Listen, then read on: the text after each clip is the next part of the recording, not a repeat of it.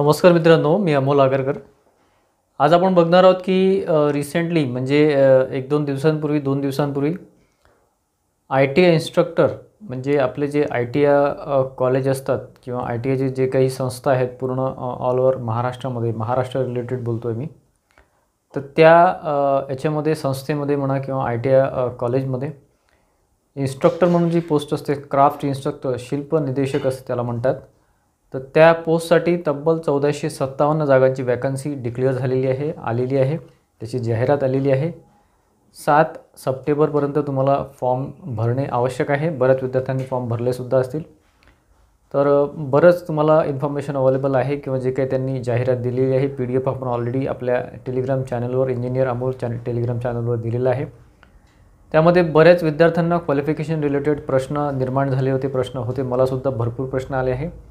आजच्या व्हिडिओमध्ये मी थोडंफार त्याबद्दल बोलणार आहे। मी प्रत्येक व्हिडिओमध्ये किंवा जे आधीचे आपले व्हिडिओज आहेत त्याद्वारे मी मुलांना सांगत असतो की तयारीत राहा, कोणती वॅकन्सी कधी येईल, कधी कोणती जाहिरात येईल काही सांगू शकत नाही। आणि तयारीत जर तुम्ही राहिले, अभ्यासात जर तुम्ही राहिले तर तुम्हाला त्या अभ्यासाचा फायदा कुठेही होऊ शकतो। जे काही विद्यार्थी मित्र आहेत, जे BE होल्डर्स आहे, जे ITI होल्डर्स आहे, जे डिप्लोमा इन इंजिनिअरिंग रिलेटेड जे वॅकन्सी किंवा रिक्रुटमेंटबद्दल वरचेवर माझे व्हिडिओज बघत असतात, त्यांना बऱ्याच विद्यार्थ्यांना इथे फायदा होण्याची शक्यता आहे। याचं कारण सांगतो मी तुम्हाला, कारण की याच्यामध्ये बघा CBT1 आणि CBT2 अशा दोन याच्यामध्ये एक्झाम पॅटर्नमध्ये ही एक्झाम होणार आहे। ऑनलाईन टेस्ट आहे, ऑब्जेक्टिव्ह टेस्ट आहे। त्यामध्ये अतिशय कमी वेळ त्यांनी दिलेला आहे। आता जाहिरात आलेली आहे, अजून त्याची लास्ट डेट पण गेलेली नाही आणि ते म्हणतात आहे की CBT1ची जी एक्झाम आहे ती सप्टेंबर किंवा ऑक्टोबरमध्ये टेंटेटिव्हली एक्सपेक्टेड आहे। ठीक आहे, याचा अर्थ असा आहे मित्रांनो की आपल्याकडे हार्डली 1 ते 1.5 महिना आहे। म्हणजे ऑगस्ट महिना अर्धा आणि सप्टेंबर महिना। सप्टेंबरमध्ये जर ती एक्झाम झाली तर आपल्याकडे फक्त 1 महिना आहे। अदरवाईज जर सप्टेंबर महिना उलटला तर आपल्याकडे 2 महिने साधारण मिळू शकतात, पण दीड महिना आपण पकडू, म्हणजे 45 डेज फक्त आपल्याकडे आहेच CBT1साठी। ठीक आहे, त्यानंतर CBT2 म्हणजे जी काही व्यावसायिक जी परीक्षा आहे, जी ऑनलाईन टेस्ट आहे, ती साधारण नोव्हेंबरमध्ये त्यांनी म्हटलेलं आहे। तर त्यामध्ये फक्त टेक्निकल रिलेटेड म्हणजे आपलं ITIचं जे ट्रेड असेल त्या रिलेटेड किंवा तुमचा डिप्लोमाचा जो काही ट्रेड असेल तो ब्रांच असेल ती, किंवा BE असेल, ME असेल, MTech असेल, तर या रिलेटेड जे काही तुमची ब्रँच आहे त्या रिलेटेड तुमचे प्रश्न व्यावसायिकमध्ये येणार आहे। त्यामुळे सध्या आपल्याला त्यावर लक्ष देण्याची काही गरज नाही आहे। आपल्याला पहिला जे एक्झाम आहे CBT1 ती अतिशय आवश्यक आहे। त्यासाठी जे विद्यार्थी आधीपासून अभ्यास करत आहेत, मागच्या 1 वर्षापासून 6 महिन्यापासून कंटिन्यू अभ्यास करत आहे, आणि स्पेसिफिकली सांगायचं झालं तर फक्त टेक्निकलच इथे आवश्यक नाही आहे। टेक्निकलसाठी तर सेकंड एक्झाम आहे, प्रोफेशनल एक्झाम ज्याला म्हणतो, व्यावसायिक परीक्षा ज्याला म्हणतो, CBT2 ज्याला म्हणतो। परंतु CBT1मध्ये त्यांनी इंग्लिश इन्क्लूड केलेलं आहे, Marathi grammar, English grammar plus GK आणि जे काही आपलं जनरल इंटेलिजन्स म्हणजे त्यामध्ये आपलं बुद्धिमत्ता आणि अंकगणितसुद्धा येतो। ज्या विद्यार्थ्यांचा तो अभ्यास बऱ्यापैकी झालेला असेल किंवा जे करंटमध्ये आहे, जे अभ्यासात आहे, त्यांचा 100% ते सिलेक्शनचे चान्सेस जास्त आहे। कारण की 1457 जागा म्हणजे अतिशय जास्त जागा आहेत। आणि याच्यामध्ये जी काही पोस्ट आहे क्राफ्ट इन्स्ट्रक्टर म्हणून किंवा ITI इन्स्ट्रक्टर ज्याला म्हणतात आपण ढोबळमानाने, तर ते ॲज अ टीचर म्हणून राहते, as a professor, as a teacher, as a lecture म्हणून तुम्हाला काम करावं लागतं। तुमचं सिलेक्शन झाल्यानंतर एखादं ITI कॉलेज तुम्हाला मिळते। ऑल ओव्हर महाराष्ट्रामध्ये कुठे पण ते तुम्हाला देऊ शकतात। तुमचं जे काही सिलेक्शन झाल्यानंतर, डॉक्युमेंट व्हेरिफिकेशन झाल्यानंतर, जेव्हा फायनल लिस्ट लागते त्यानंतर तुम्हाला ते कुठलं तरी एखादं कॉलेज अलॉट करतात पूर्ण महाराष्ट्रामध्ये। कुठलेही देऊ शकतात ते, कुठल्याही जिल्ह्यातलं कुठलंही कॉलेज ते देऊ शकतात। गव्हर्नमेंट ITI कॉलेजवर तुमची पोस्टिंग होते आणि तिथे तुमचा जॉब प्रोफाईल जो आहे ॲज अ टीचर म्हणून तुम्हाला तिथे लेक्चर्स घ्यावं लागतात। जे फॉर एक्झाम्पल इलेक्ट्रिकल तुमचा डिप्लोमा झाला असेल, इलेक्ट्रिकल B झालं असेल, किंवा मग तुमचं इलेक्ट्रिशियन किंवा वायरमन असेल आणि प्लस तुम्हाला 4 वर्षाचा एक्सपिरियन्स असेल, तर तुम्हाला ॲज अ टीचर म्हणून त्या कॉलेजवर वर्क करावं लागतं। ॲज अ टीचर म्हणून, ॲज अ प्रोफेसर म्हणून, ॲज अ लेक्चर म्हणून तुम्हाला काम करावं लागते। प्रॅक्टिकलचे जे लॅब्स असतात तिथे तुम्हाला प्रॅक्टिकल घ्यावं लागते विद्यार्थ्यांचं। जे काही ॲज अ प्रोफेसर म्हणून, ॲज अ लेक्चर म्हणून, ॲज अ टीचर म्हणून जे काही वर्क असतं कोणत्याही याच्यामध्ये, आपण जे कॉलेजेस इन्स्टिट्यूशन बघतो तसंच ITI कॉलेजमध्ये ॲज अ इन्स्ट्रक्टरचं वर्क असतं। तर एकंदरीत तुम्हाला जर यावर प्रश्न असतील तर मी तुम्हाला आणखी डिटेल व्हिडिओ देईलच त्यावर जॉब प्रोफाईल रिलेटेड। परंतु सध्या तरी एक मेन फोकस म्हणजे फॉर एक्झाम्पल जर आता तुम्ही फॉर्म आलेले आहे, बऱ्याचशा विद्यार्थ्यांनी फॉर्म भरला असेल, बरेच विद्यार्थी माहिती घेत असतील, आता फॉर्म भरतील 1-2 दिवसामध्ये, तर पहिलं टार्गेट आपलं पाहिजे आता CBT1। ज्या विद्यार्थ्यांना आता ही एक्झाम क्रॅक करायची आहे, एनी हाऊ क्रॅक करायची आहे ना, ऑब्व्हियसली क्रॅक करायची आहे। कारण की कसं आहे की मिनिमम 50+ म्हणजे आपण 55 पर्यंत त्याची सॅलरी धरू शकतो, सॅलरी घेऊ शकतो।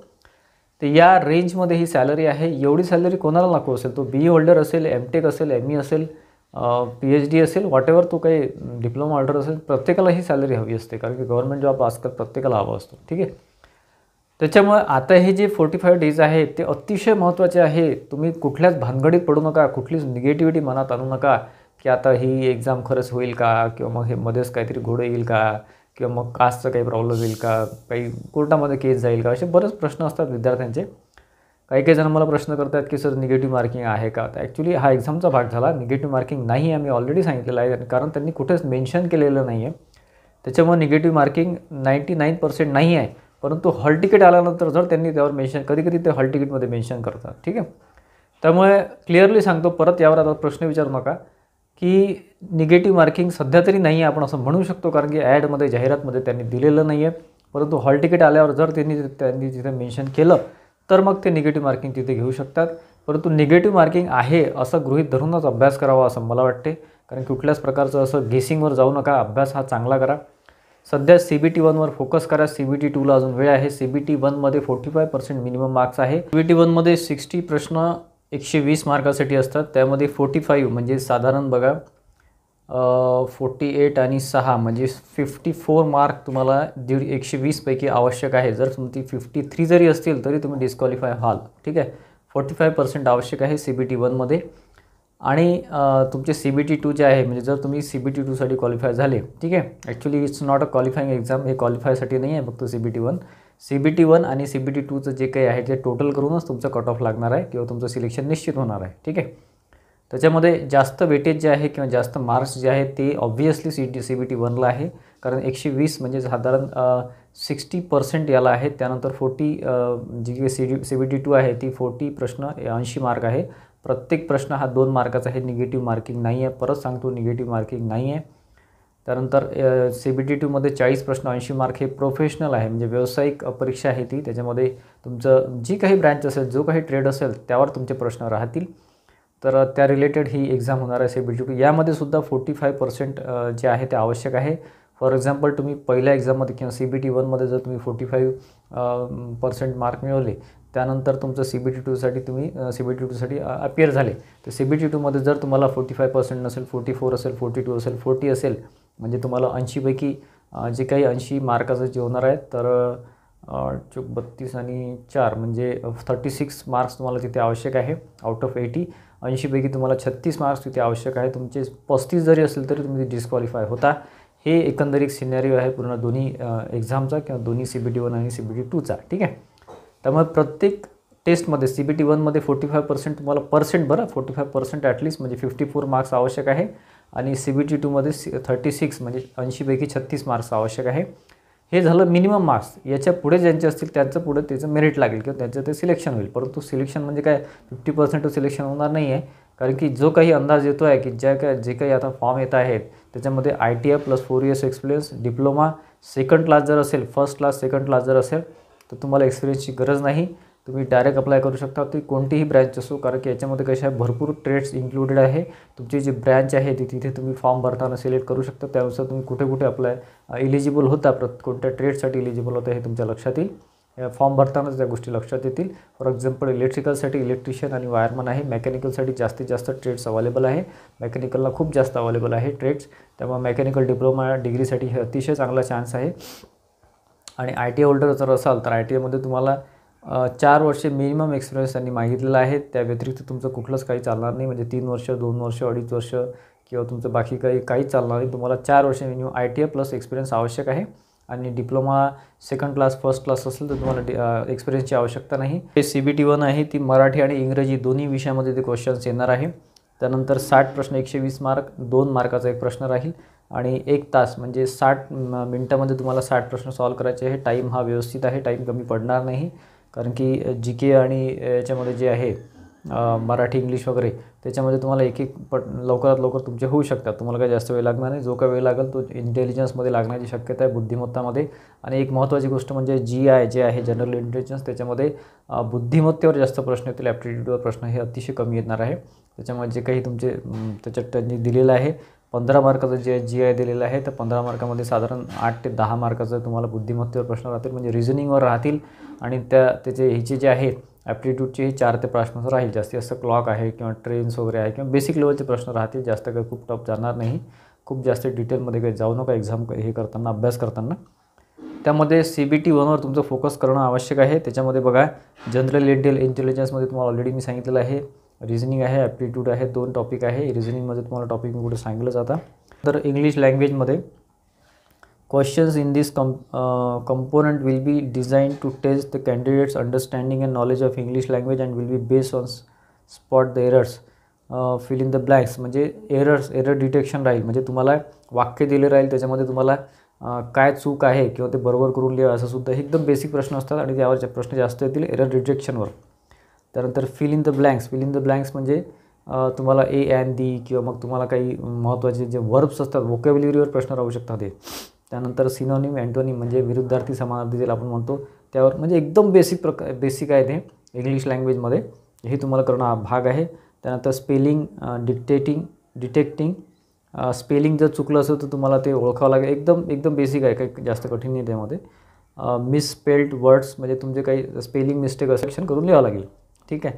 Idioms and phrases, 1 word substitution, improvement of sentences, active passive व्हॉईसवर प्रश्न आहे. वर्ब्सवर आहे म्हणजे व्होकॅब्युलरी आहे, वर्ब्स आहे. Conversation into direct indirect narration, direct indirect speech जे असते ते. Shuffling of sentences, parts, comprehension, passage वगैरे पॅसेजवर प्रश्न राहू शकतात. साधारण 15पैकी 2-4 प्रश्न, 4 ते 5 प्रश्न पॅसेजवर राहू शकतात. ठीक आहे. तर हे एकंदरीत इंग्लिशचं सिलेबस आहे, तुमच्या लक्षात आलं असेल. जनरल नॉलेजमध्ये बघा, त्यांनी जनरल नॉलेजमध्ये जे काही दिलेलं आहे टॉपिक तेच करा जास्तीत जास्त भारूड, कारण जनरल नॉलेज हा खूप मोठा आणि वास्ट टॉपिक आहे. याच्यामध्ये जास्त डिटेलमध्ये जाऊ नका. जनरल नॉलेजमध्ये त्यांनी जिओग्राफी म्हणजे महाराष्ट्राचा, याच्यामध्ये त्यांनी क्वेश्चन्स अबाउट महाराष्ट्र म्हटलेलं आहे. ठीक आहे. जिओग्राफीमध्ये महाराष्ट्राची जिओग्राफी म्हणजे महाराष्ट्राचा भूगोल, त्यानंतर एन्व्हायरमेंट म्हणजे हे जे प्रश्न आहे ना मित्रांनो, जिओग्राफी असेल, एन्व्हायरमेंट असेल, सोशल हिस्ट्री म्हटलं ॲक्च्युली. सोशल हिस्ट्री म्हणजे सामाजिक इतिहास म्हणजे जे काही समाजसुधारक आहेत किंवा त्या रिलेटेड जे काही चळवळी असतील किंवा त्याच्यामध्ये काही घटना घडलेल्या आहेत समाजा रिलेटेड, ज्याचा इफेक्ट समाजावर होतो, आपल्या सोशल लाईफवर होतो, त्या रिलेटेड प्रश्न करा. जास्त डिटेलमध्ये जाऊ नका, कारण की हा खूप मोठा भाग आहे हिस्ट्री म्हणजे. करंट अफेअर्स म्हणजे एकंदरीत हा जो भाग आहे हा याच्यामध्ये फक्त geography, environment, social history, current affairs एवढंच दिलेलं आहे. याच्या व्यतिरिक्त जास्त काही दिलेलं नाही आहे. ठीक आहे. परंतु जे काही आता करंट इव्हेंट्स आहे म्हणजे आताचं जे आहे आपण म्हणतो ना चालू घडामोडी, या रिलेटेड जे काही घटना घडत आहेत या रिलेटेड जिओग्राफी असेल, एन्व्हायरमेंट असेल, सोशल हिस्ट्री असेल, करंट अफेअर्समध्ये खूप काही मोठा भाग येतो. त्यामध्ये पॉलिटी पण येतं म्हणजे राज्यशास्त्र पण येतं आणि सायन्सचा पण थोडाफार भाग येऊ शकतो. तर या रिलेटेड अभ्यास करा. जे काही करंट अफेअर्स आहे 1 वर्षाचं, 6 महिन्याचं, हे चांगलं करून ठेवा. त्यावर प्रश्न येतात. GKमध्ये 15पैकी तुम्हाला सांगतो 8 ते 10 प्रश्न तेच जास्त येतील. 8 एक प्रश्न तर तेच येणार आहे जे करंट रिलेटेड आहे म्हणजे 1 वर्षातले जे काही घडामोडी आहेत त्या रिलेटेड आहे. मराठीमध्ये मी तुम्हाला एक महत्त्वाचं सांगायचा इथे प्रयत्न करतो आहे. मराठीमध्ये सांगायचा प्रयत्न करतो. मराठीचा सिलेबस यांनी इंग्लिशमध्ये सांगितलेला आहे.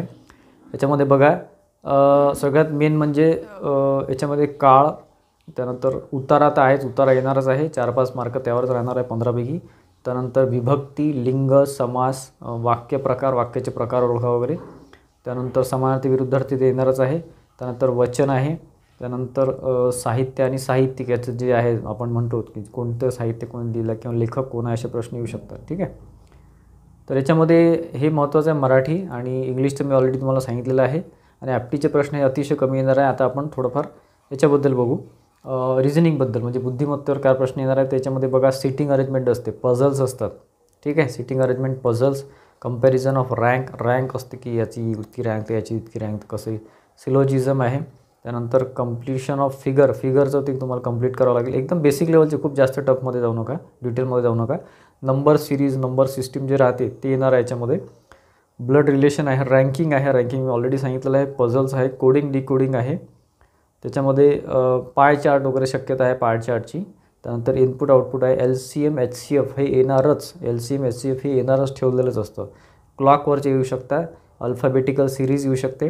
त्यानंतर सिम्बॉल्स अँड नोटेशन वगैरे, ॲनॉलॉजी अँड सिमिलॅरिटी वगैरे. तर तुम्हाला प्रश्न पडला असेल की तर CBT 2मध्ये समजा इलेक्ट्रिकल असेल, मेकॅनिकल असेल, सिव्हिल असेल तर कसा अभ्यास करायचा, कुठून अभ्यास करायचा, सिलेबस काय आहे. CBT 2मध्ये टेक्निकलचं सिलेबस काय आहे तर त्या रिलेटेड तुम्हाला मी पुढचा व्हिडिओ देईलच पुढे, म्हणजे पुढच्या काही दिवसामध्ये, परंतु आता सध्या CBT 1वर फोकस करणं अतिशय आवश्यक आहे. CBT 2चा विचार थोडासाही करू नका, कारण 40 प्रश्न 80 मार्क आहे. तुमचा बऱ्यापैकी टेक्निकलचा अभ्यास झालेला असेल. ॲटलिस्ट माझे जे सबस्क्रायबर आहे, जे कंटिन्युअसली मला फॉलो करत आहेत, त्यांना मी नेहमीपासून सांगतो आहे की अभ्यासात राहा, तयारीत राहा, टेक्निकलचा अभ्यास चांगला ठेवा, जेणेकरून कुठलीही वॅकन्सी आली. आता ITI इन्स्ट्रक्टर ही वॅकन्सी अनपेक्षितपणे आणि ॲक्च्युली आपण वाट बघतो 1 वर्षापासून, परंतु खूप मोठ्या प्रमाणात जागा त्यात निघालेल्या आहे. तर आपल्याला अतिशय चांगला चान्स आहे. फक्त रिक्वेस्ट एवढीच आहे की सध्या कुठल्याच प्रकारचा गोंधळ मनात ठेवू नका, कुठल्याच प्रकारची निगेटिव्हिटी मनात ठेवू नका, कुठल्याच प्रकारचं कुशंका मनात ठेवू नका. फक्त आपल्या CBT 1वर फोकस करा. CBT 1मध्ये 45% मिनिमम दिलेला आहे, परंतु हा स्कोरिंग आहे. CBT 1 म्हणजे स्कोरिंग आहे. 120 मार्कांची ही 120 पैकी तुम्हाला साधारण 80-90 पर्यंत स्कोर होणे अतिशय आवश्यक आहे, जर तुम्हाला कट ऑफमध्ये यायचे असेल.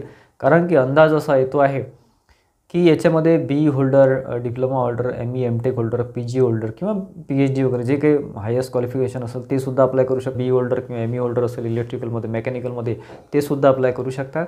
त्याच्यामुळे याचा कट ऑफ हा अतिशय जास्त जाण्याची शक्यता आहे. तुमच्या CBT 1वर फोकस करा. CBT 2चा सध्या विचार अजिबात करू नका, कारण की CBT 1मध्ये जास्तीत जास्त स्कोर करायचा प्रयत्न करा. ऑक्टोबरमध्ये जर ती एक्झाम झाली CBT 1, तर CBT 2साठी तुम्हाला 1 महिना कमीत कमी मिळेल. त्यापेक्षा जास्त मिळू शकतो, पण कमीत कमी 1 महिना CBT 2साठी मिळेल. त्यानंतर तो अभ्यास तुम्ही करू शकता. त्याला 40 प्रश्न 80 मार्क आहे, परंतु इथे 60 प्रश्न 120 मार्क आहे. 120 पैकी जास्तीत जास्त स्कोर करायचा प्रयत्न करा. आता तुम्हाला बुक्स थोडं सांगतो याच्यासाठी. तर बघा, GK हा आपला एक ऑड विषय आहे, कारण की MPSCचे जे विद्यार्थी आहे किंवा जे त्याच्या रिलेटेड अभ्यास करतात त्यांचाच फक्त तिथे होईल, म्हणजे त्यांनाच त्याचा फायदा होईल. बाकी टेक्निकलच्या विद्यार्थ्यांचं GK हे थोडाफार अभ्यास कमी असतो, परंतु त्यासाठी तुम्हाला भरपूर मार्केटमध्ये अवेलेबल आहे. थोडंफार तुम्हाला तिथे जॉग्रफीचं तुम्हाला ऑलरेडी सगळं सांगितलेलं आहे. जॉग्रफी आहे, हिस्ट्रीचं, सोशल म्हणजे सामाजिक इतिहास ज्याला म्हणतो, आणि प्लस आपले बाकीचे आहे पॉलिटिकलचा अभ्यास करावा लागेल. थोडंफार अर्थशास्त्र करावं लागेल. अर्थशास्त्र जास्त येणार नाही, परंतु 1-2 मार्काचं जरी आलं तरी तुमचे मार्क जायला नको. ठीक आहे. तर जास्तीत जास्त स्कोअर तुम्ही रिझनिंगमध्ये करायचा प्रयत्न करा, बुद्धिमत्तेवर करायचा प्रयत्न करा. ॲप्टिट्यूड रिझनिंग आहे, आणि आपलं मराठी इंग्लिश हे दोन्ही बेसिक आहे. तुम्हाला खूप जास्त अभ्यास करण्याची गरज नाही. त्यासाठी मराठीसाठी तुम्हाला बेस्ट बुक सांगतो. दुसरं कोणतंही बुक यूज करायची गरज नाही. काही कन्फ्यूज होऊ नका. बाळासाहेब शिंदे सरांचं मराठीचं बुक घ्या, दुसरं काहीच घेऊ नका. जे काही सिलेबस मी सांगितलं ते तिथे मिळून जाईल. त्यानंतर इंग्लिशसाठी सुद्धा बाळासाहेब शिंदे सरांचं येतं, परंतु इंग्लिशसाठी भरपूर मटेरियल अवेलेबल आहे, कारण की इंग्लिश हा बऱ्याच ठिकाणी चालतो. जी प्रत्येक एक्झाममध्ये इंग्लिशवर प्रश्न असतात, त्यामुळे ते मार्केटमध्ये भरपूर मिळून जाईल. GKसाठी लुसेंटचं बेस्ट आहे, किंवा आपल्या महाराष्ट्रातलं जी एक्झाम आहे त्याच्यामुळे GKचं जे आहे त्याच्यामध्ये आपला तात्यांचा जो ठोकळा MPSCचा तर तो बेस्ट आहे. ते रिलेटेड आपलं जे सिलेबस आहे ते सर्च करून त्यावर अभ्यास करा. ठीक आहे. जास्त वेळ नाही आहे, कमी वेळेमध्ये जे होईल ते करा. की जे काही आहे निगेटिव्हिटी आहे, जसं काही विद्यार्थ्यांचं असं म्हणणं आहे की ज्याच्यामध्ये काही अडचण येईल का, पुढे ही भरती होईल का, तर या विचारात पडू नका. जे काही विद्यार्थी सिरियसली अभ्यास करतील, फोकस करून अभ्यास करतील, त्यांचं सिलेक्शन होईल, आणि पुढच्या 6 महिन्यांमध्ये किंवा जास्तीत जास्त 1 वर्षामध्ये तुम्ही जॉईनसुद्धा व्हाल. हे लक्षात घ्या. कुठल्याच प्रकारची निगेटिव्हिटी मनात घेऊ नका. या एक्झामवर आपण आता खूप मोठ्या बंपर वॅकन्सी निघालेली आहे. या एक्झामवर आपण प्रत्येक अपडेट तुम्हाला देतच राहू. आता जो काही ड्युरेशन आहे तो अतिशय कमी ड्युरेशन आहे. याच्यामध्ये तुम्ही जास्तीत जास्त म्हणजे स्वतः अभ्यास करायचा प्रयत्न करा. जे काही तुम्हाला गायडन्स मिळते, कारण यूट्यूबवर भरपूर जास्त गायडन्स अवेलेबल आहे, फ्री ऑफ कॉस्ट अवेलेबल आहे. त्याच्यामुळे कुठल्याच प्रकारच्या कोर्सच्या मागे सध्या न लागता स्वतः तयारी करा. जे काही बुक्स रिलेटेड इन्फॉर्मेशन आहे ते घ्या.